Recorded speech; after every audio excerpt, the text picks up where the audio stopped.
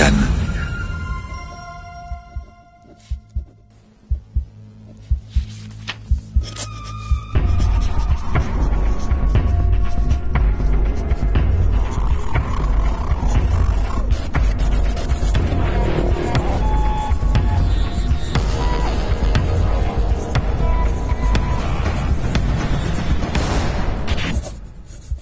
Hardigan présente En série, Journal d'un tueur de David Forrest, lu par Arnaud Leridan.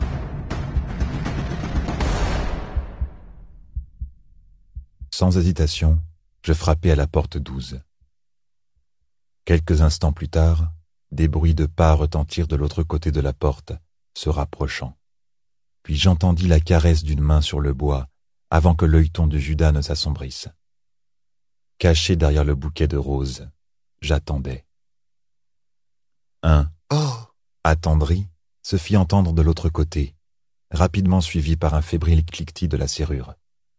Elle avait à peine ouvert la porte qu'un remerciement franchissait déjà ses lèvres.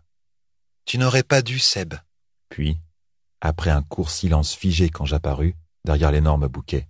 « Qui êtes-vous » Son regard s'était aussitôt durci. « Mais... c'est moi. Et ces roses, pour toi, répondis-je.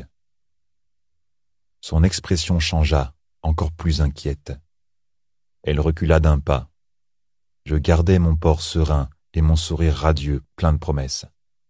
Désolé, c'est sûrement une erreur, balbutia-t-elle en reculant encore un peu plus, décidée à me refermer la porte au nez. Elle allait nous claquer notre avenir au visage. Alors j'ai paniqué. J'ai donné un violent coup d'épaule dans la porte avant qu'elle ne la ferme. Sa tête a claqué contre le bois avant de rebondir en arrière, entraînant le reste du corps dans le déséquilibre. Elle chuta lourdement sur le dos. Un filet de sang se dessina sur son front.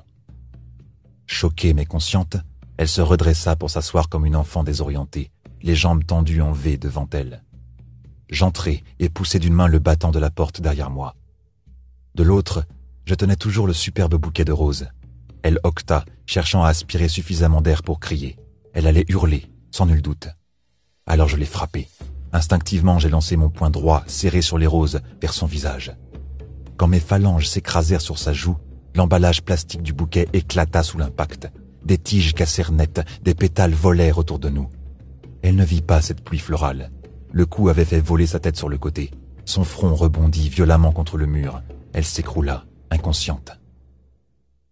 Quelques instants plus tard, le souffle court, je m'éjaculai dessus en regardant son sang goutter sur le linot de l'entrée.